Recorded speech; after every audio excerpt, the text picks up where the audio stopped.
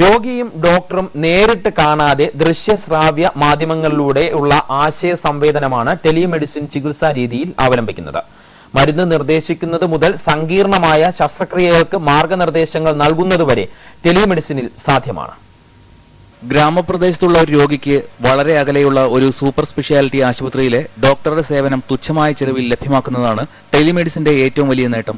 രണ്ട് ആശുപത്രികളെ തമ്മിൽ ഉപഗ്രഹ സംവിധാനം വഴിയോ ബ്രോഡ്ബാൻഡ് വഴിയോ ബന്ധിപ്പിക്കുക വഴി രോഗിയും ഡോക്ടറും തമ്മിലുള്ള ആശയ സംവാദം സാധ്യമാകുന്നു, അതും നേരിട്ട് കാണുക പോലും ചെയ്യാതെ. Yeah, no, but he is hypertensive since how long? Hypertensive since past 2 years. And he is on medication, right? He is on medication for that. Reasonably controlled. Blood pressure is reasonably controlled.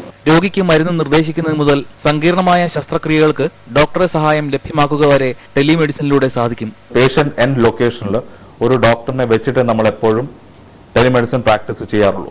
എന്തെന്ന് വെച്ചാൽ പല ഇന്റർപ്രിട്ടേഷൻസും തെറ്റാതിരിക്കാനും പിന്നെ അവിടുത്തെ clinical examination findings, ഒരു clinical examination എന്ന patient അടുത്തിരുന്ന് ചെയ്യേണ്ട examination, അതായത് പൾസ്, ടെമ്പറേച്ചർ, ബ്ലഡ് പ്രഷർ, അങ്ങനത്തെ പിന്നെ പെർ അബ്ഡോമിനൽ എക്സാം, അങ്ങനെ പല എക്സാമിനേഷൻസും നമുക്ക് അവിടെ പേഷ്യന്റ് ഡോക്ടർ അടുത്തുണ്ടെങ്കിൽ മാത്രമേ അത് ചെയ്യാൻ പറ്റൂ.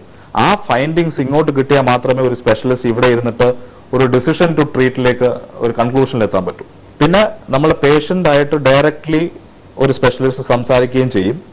അതേസമയം രോഗിയെ നേരിട്ട് കാണാതെ ടെലിമെഡിസിൻ സംവിധാനത്തിലൂടെ ആശയ സംവേദനം നടത്തുന്നതും ചികിത്സ നിർദ്ദേശിക്കുന്നതും പരിപൂർണമാകില്ല എന്ന വിമർശനവും ഡോക്ടർമാർക്കിടയിലുണ്ട്. അമൃത ന്യൂസ്, കൊച്ചി.